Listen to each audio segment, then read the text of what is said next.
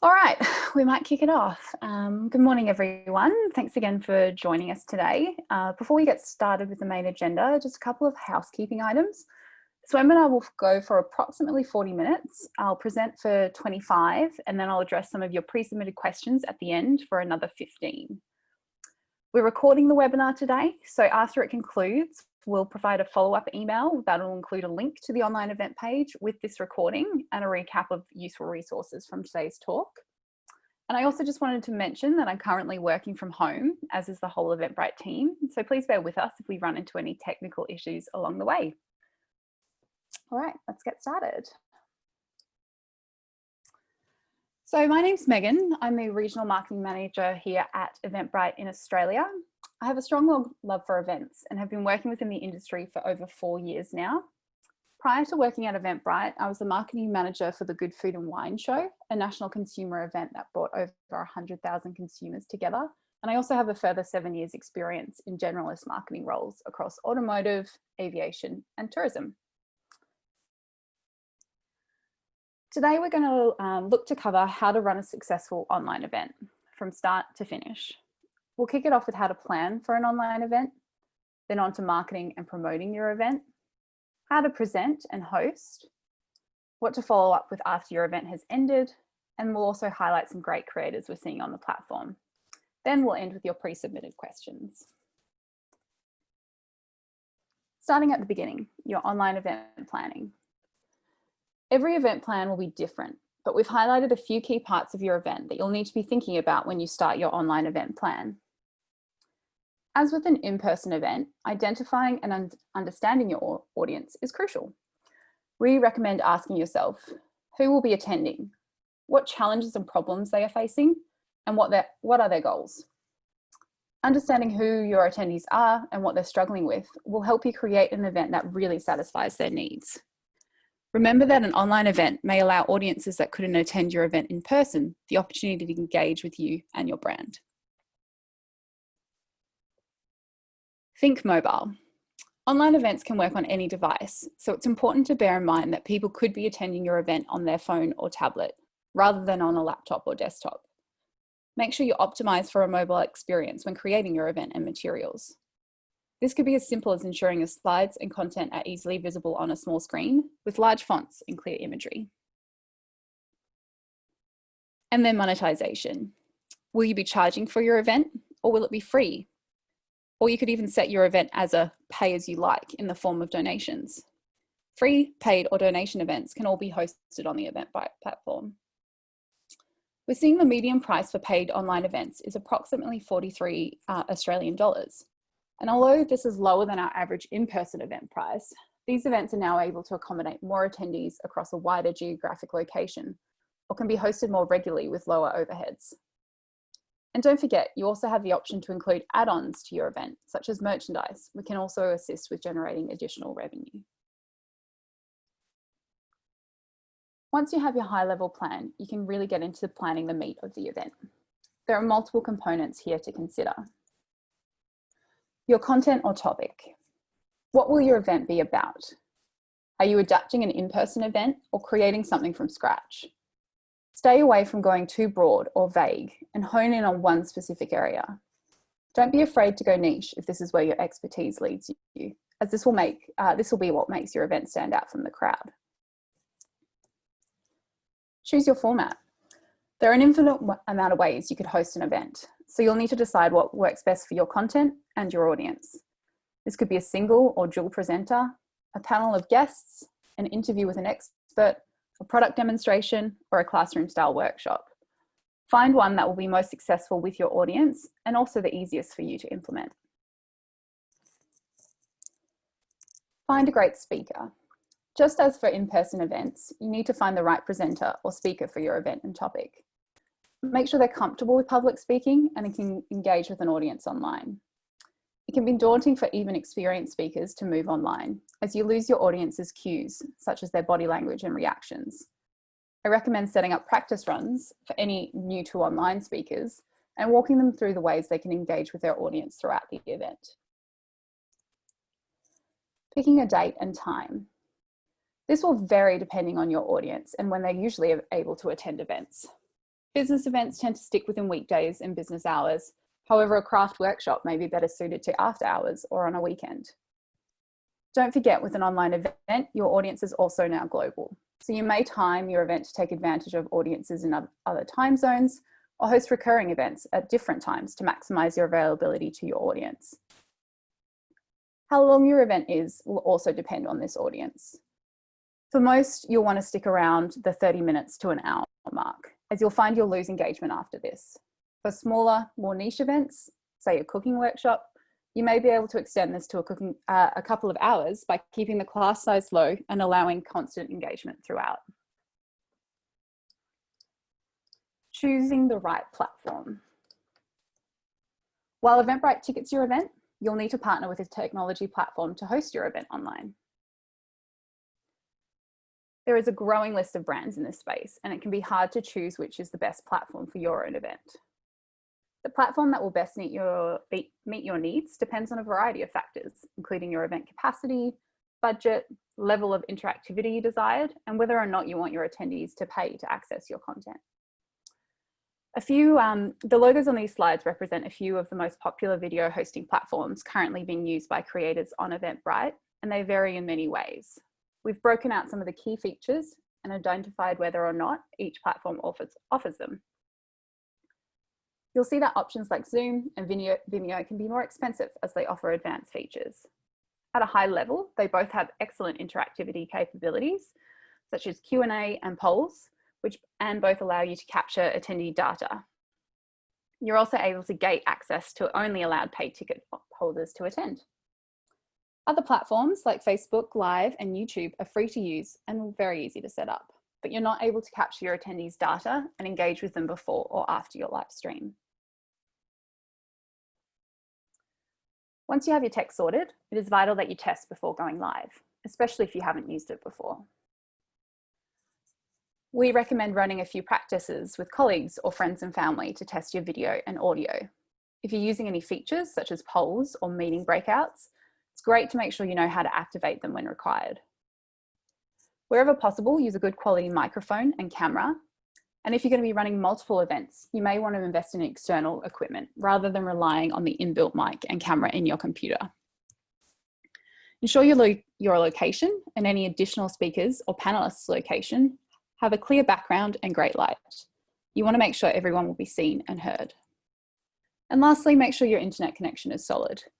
We recommend using an Ethernet cable instead of relying on Wi-Fi for a more stable connection throughout your event.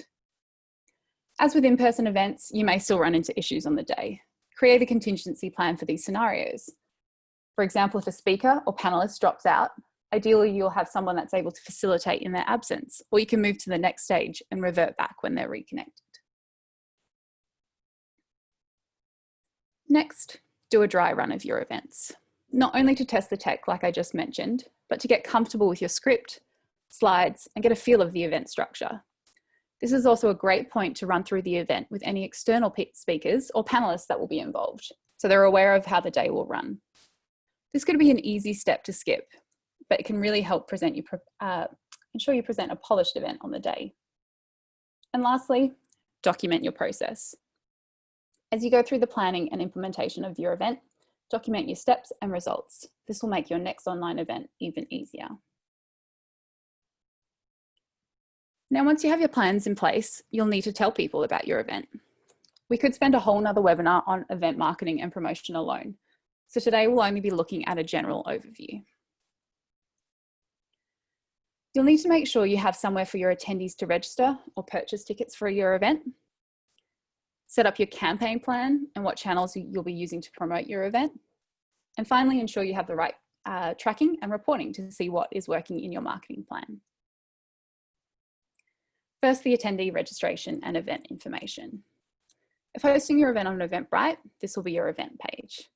You can customize the information displayed here on this page. You can also include additional information on the confirmation email and ticket that goes out to your attendees, and even create a unique landing page for your attendees online to include information such as your online event webinar link or pre and post event downloads. If you're looking for more in-depth information on how to create an online event within the Eventbrite platform, I'll be including a link to our previous webinar recording, which walks through this step by step in our follow-up email. Next, you need to think about your campaign and promotional plan. From when you launch to your event day, consider what activity and channels will be most effective and when. I know many of you asked in the pre-submitted questions how early you should launch your event, and this will really depend on the type of event and the number of attendees you require. For example, a larger scale event with a higher price point may need multiple weeks or months to sell and promote. However, a free webinar with an already established database may only need a lead time of a week. Generally, with paid events, we see the majority of their sales come close to the event day, as many consumers are reluctant to purchase a ticket too far out from an event. As such, you want to plan your marketing campaigns to meet this consumer behaviour. With launch, rely heavily on your own channels to announce the event. This includes your website, blog, posting on social media, and emailing your existing database, which may include previous in-person event attendees. You can continue to update these channels as you move through your campaign period, as you have new information or content around the event to share.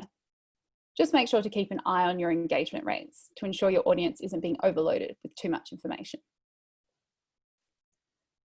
If your event has a quirky or newsworthy angle, it could be worth seeking earned media at launch or throughout the campaign phase. This includes reaching out to influencers and bloggers, what's on pages, or even local radio.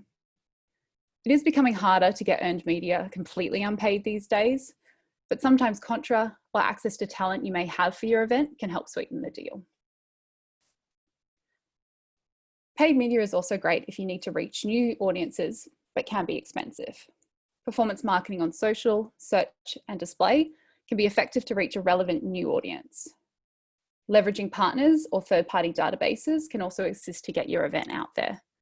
Work with sponsors or similar events that you can cross-promote to keep your costs low. And lastly, traditional media, such as radio and print, is always still an option. And depending on your event size and marketing budget, may be a great channel to explore. As there's generally a cost with these channels, I recommend investing in them closer to your event day, where you're likely to find customers ready to purchase tickets. Outside of these marketing channels, there are also tools and features on Eventbrite that can help promote your event further. You can use our inbuilt email invitations tool within your event to invite your database to your new and upcoming events.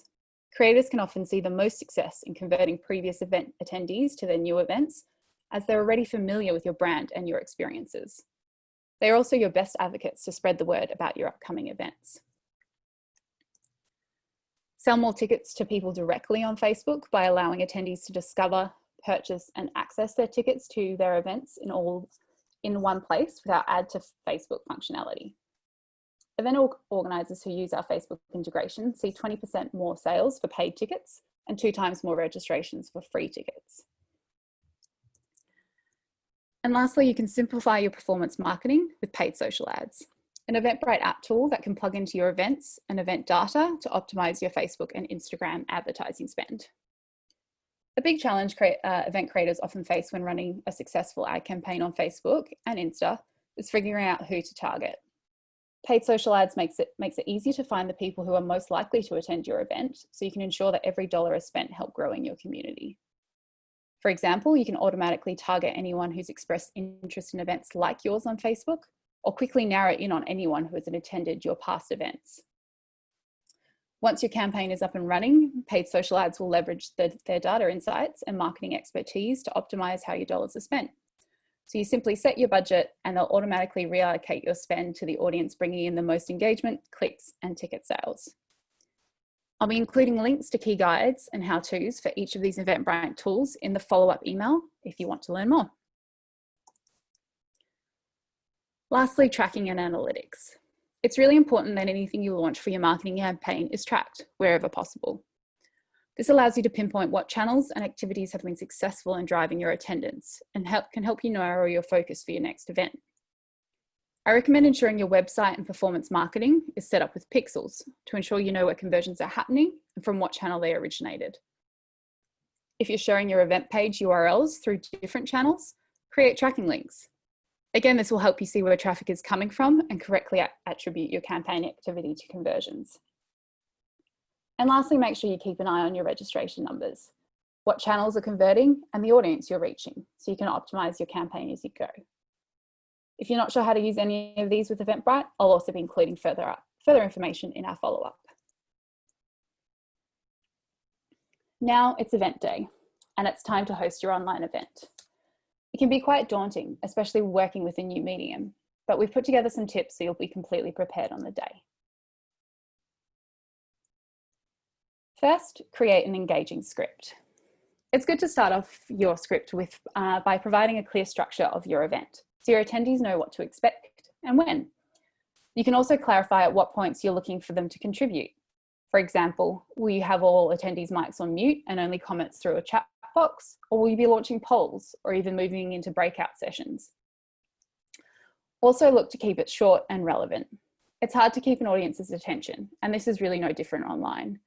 Try and condense your content where possible, and perhaps allow for breaks if you need to run a longer event.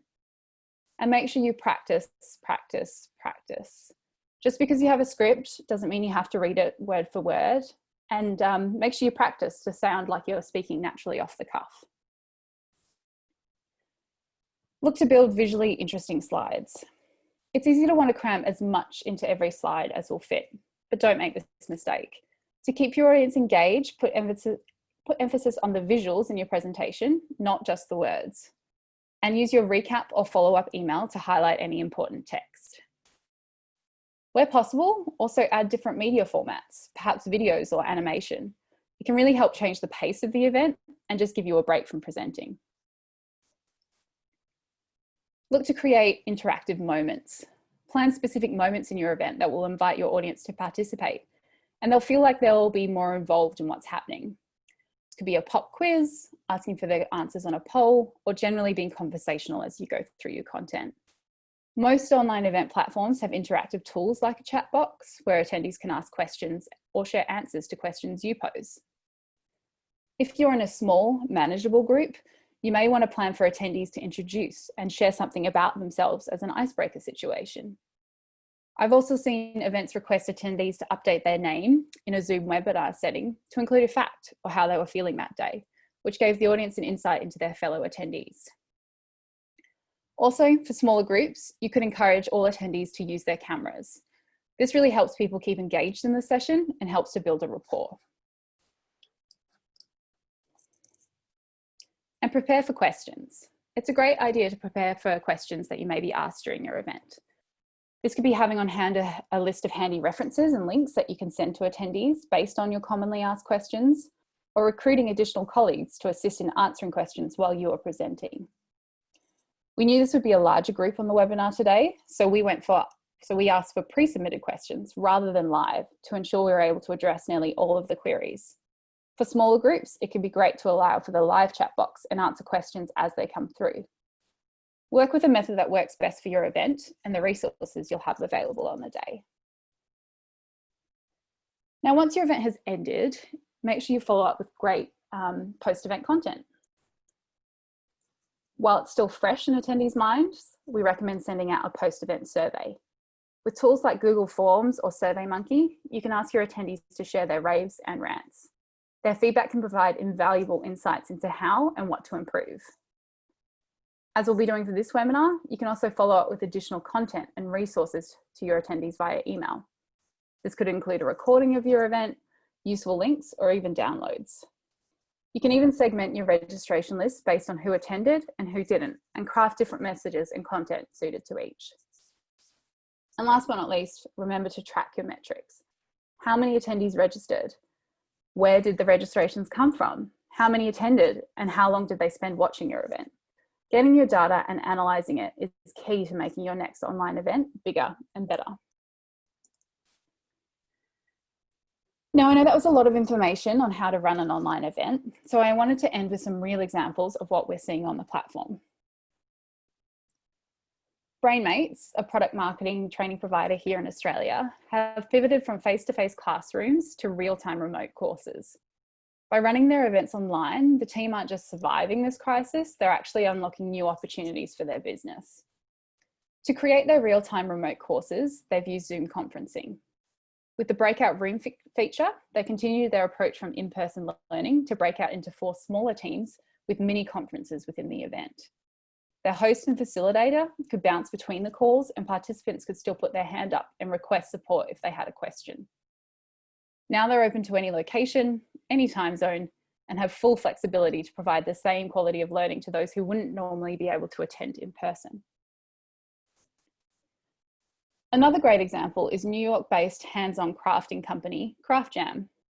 Previously only focused on in-person classes, they have since embraced virtual learning and launched online classes to a wider audience across America. Craft Jam makes it easy for attendees to participate by sending a curated collection of hand-picked supplies prior to each class. Once the students have their kits, the crafting can begin. Using Zoom, they've put a lot of thought into creating live streams that feel intimate and engaging. They encourage students to share their videos so they can feel like they're getting to know each other, and also open up the chat for open questions and answers throughout. The feedback for these classes have been overwhelmingly positive, and they have a packed schedule of classes planned ongoing. Those are just 2 examples, but we're seeing all sorts of businesses and events move online during this time. From live Q&A with wildlife experts helping visitors see behind the scenes in a closed zoo, online meditation at all times of day and night to ease the anxiety we're all feeling through this time, virtual whiskey tastings where mini samples are sent out to you prior and then you're walked through each from the comfort of your own home, and even live music is back with streams from key venues trying to keep the spirit alive, even though we can't gather there in person. I recommend spending some time just browsing the online events available if you need some more inspiration. So thanks for sticking with us through the presentation. I'm now going to move on to some of the most asked pre-submitted questions. And please remember, if we don't get to your specific question today, we'll also be sending up a follow-up email with resources, how-tos, help center articles that will cover all the topics we talked about. We'll also include a full recording of this webinar. So on to a few of the questions. So we were asked, what do you find most challenging when running an online event? Being a fairly new focus for most of us, there can be a lot of unknowns when moving to an online event when you've previously only hosted in-person events. I think the hardest component is figuring out how to move your content and audience engagement into a virtual setting. Not trying to replicate your in-person event exactly online, but thinking about how to shift or adapt to an online audience. We were also asked, I mostly run meetings for large groups, around 500 attendees. What's the best way to keep the audience engaged, other than the standard Q&A chat functions? When you start getting to large groups, like this webinar, it can be hard to keep the engagement going. You can utilize tools like the chat box or polls or asking for people to put their hand up for live interaction, but you need to make sure you have the staff and resources on hand to properly facilitate these, as it can get quite overwhelming quickly. If you think of an in-person event with 500 people, it's also quite hard to individually engage with each member of the audience. So make sure your expectations aren't too high for what you want to be able to achieve with such a large group. Next question. It's often perceived that the value of online events is much lower than face-to-face events. What are some ways we can build more value into online events? There's probably a few ways you can do this. You can look to see what content you may be able to give your audience, such as a replayable version of the event that they can watch at their own leisure, post-event downloads, or perhaps a discount for future events or future product purchase. You may also consider that now you aren't restricted by a venue or location, and potentially with lower overheads to run the event, you could open up your event to a larger audience, perhaps to further geographic locations, or host your event more frequently, which may balance out a lower ticket value. Next question. What would be a good marketing strategy for a solopreneur without the superpower of marketing or money to throw at a marketer? I think if you had to concentrate your marketing anywhere, really look to grow your email database and your social channels. This will really provide you a cost-efficient way of marketing your new events. To grow either of these channels, you'll need to look at what unique or valuable content you can provide to your customers. Do you have exclusive content such as great recipes you can share via an email newsletter? or product discounts and offers if they follow you on social. Customers really need a reason to hand over their data. If you struggle to grow these organically, I would look at small advertising spends on social media to reach relevant audiences. As I mentioned before, if you're unfamiliar with Facebook Ads Manager, you could look at using a tool such as Eventbrite Paid Social Ads app, which simplifies this process for you. Next question. What is the most effective way of managing the conversation between panel members and or participants so they're not talking over each other? This can be hard in an online setting, and I'm sure a lot of you have had this happen to you during video meetings recently. There are a few things you can look to do to avoid this as much as possible. Having a great facilitator that's able to move the conversation and call out a panel member or attendee when they want to chime in, rather than just leaving it open, can really help move that conversation along. Host a practice or run-through session with the panelists that explains how you want them to speak up and when you want them to be involved. You may need to be a bit stricter than an in-person event and ask that no one jumps into the conversation, but rather waits to be called on. You could also look to have an off-webinar chat box, such as over Slack, in which the panelists could put their hand up to speak next. And for attendees, we don't recommend allowing everyone off mute at once. Otherwise, you might find it hard to rein in the discussion. But a lot of platforms have tools such as the raise hand function, which attendees are able to self-identify as wanting to speak up. All right, one of the next questions. Is there a good way to encourage participant involvement during an event without opening up the event to off-topic or inappropriate tangents? This really depends on the technology you're using to run your online event. I know specifically with Zoom, as an example, you can decide whether you allow the questions asked in a Q&A box to be visible to attendees or just to the host and panelists.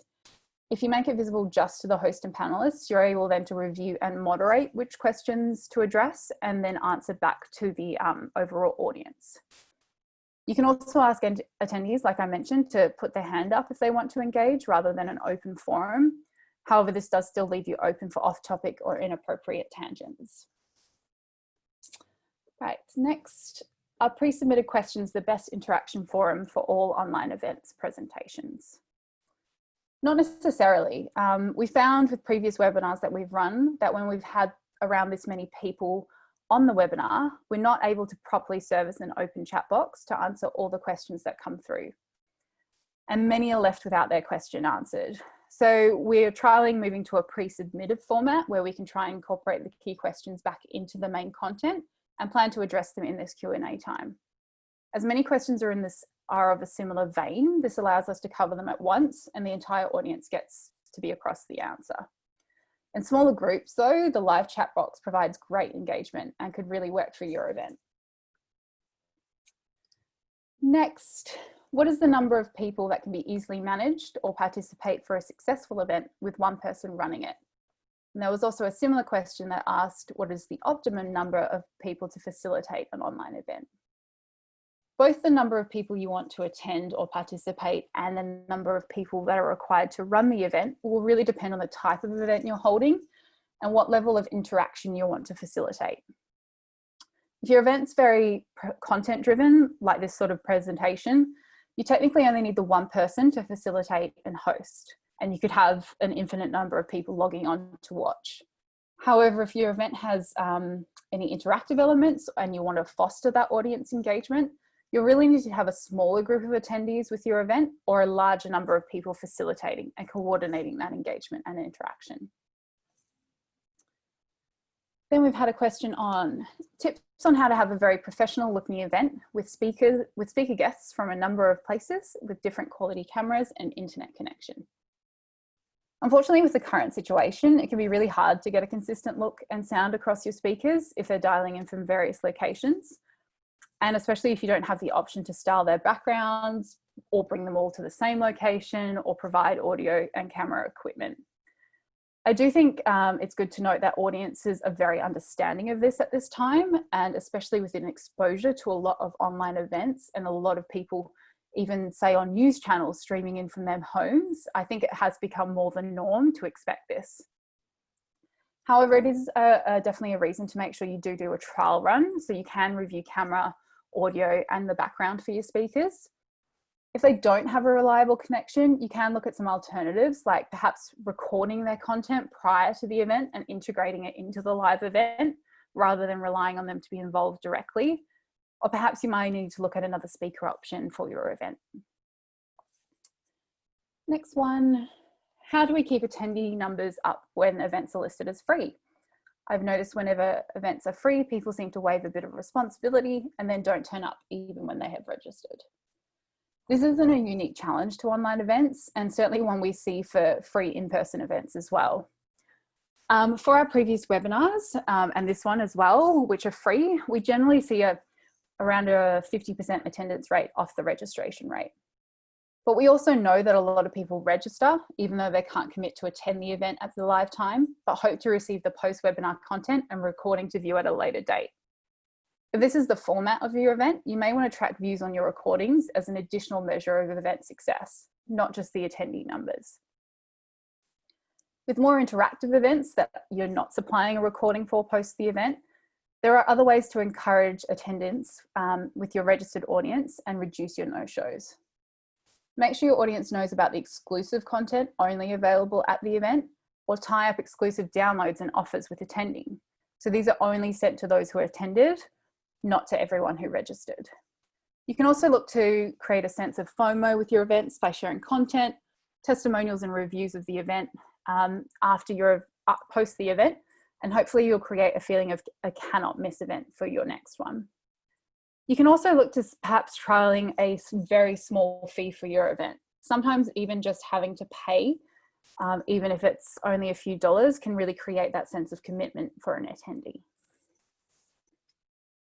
Next, do you have any out-of-the-box suggestions on how to incorporate sponsors into your online event, other than putting their logos in on every slide and letting them have a short speaking spot?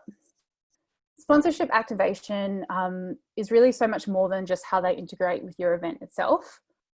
Although within the event, it's great to see how you can incorporate their content or product outside of a logo inclusion. Really make it sort of flow through the event, through your content, and add value to your audiences. Thinking outside of your event in your pre and post communications and marketing, think about how you talk to your database and fans year round. Can you include your sponsor in emails and social posts when talking about your event? And not just a logo, like I mentioned before, but perhaps share some of their content or a product offer. You can also look to include an opt-in question for your sponsors database within your event registration process, allowing them to access your event attendees' data for future promotion. These are just a few ideas, but we also have a great blog article which talks through sponsorship for virtual event that I'll include in the follow-up resources.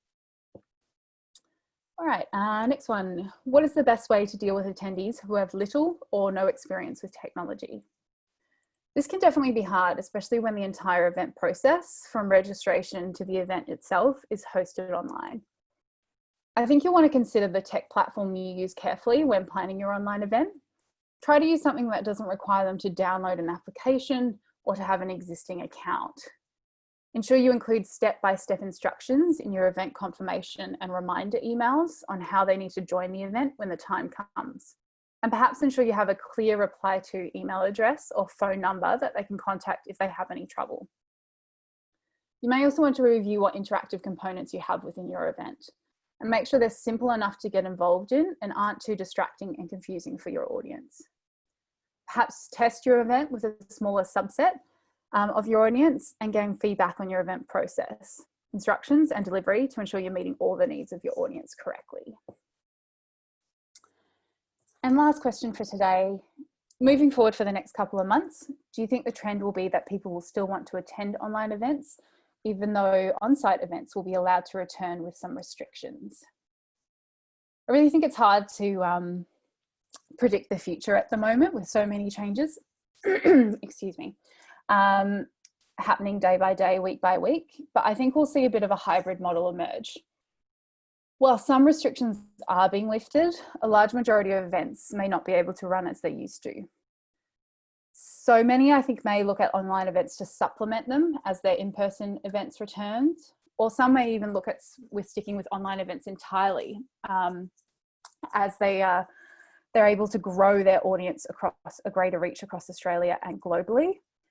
I think we'll definitely see online events sticking around in some format in the future, but yeah, it will be up to creators like yourselves to see how we move forward in this sort of next format. That's it for today's webinar. I know there's a lot of information there, and we'll be sending up a follow-up email, like I mentioned, in the next day, which will include a recording of this if you want to review it, plus links and resources to a lot of what we talked about today, and even some additional information. Our email will also include a survey, so we'd love to hear your thoughts in terms of how you thought this webinar addressed what you need to know for online events, and any feedback with regards to what webinars you'd love to hear from us in the future. So thanks again to everyone who participated, and hope you have a great rest of your day.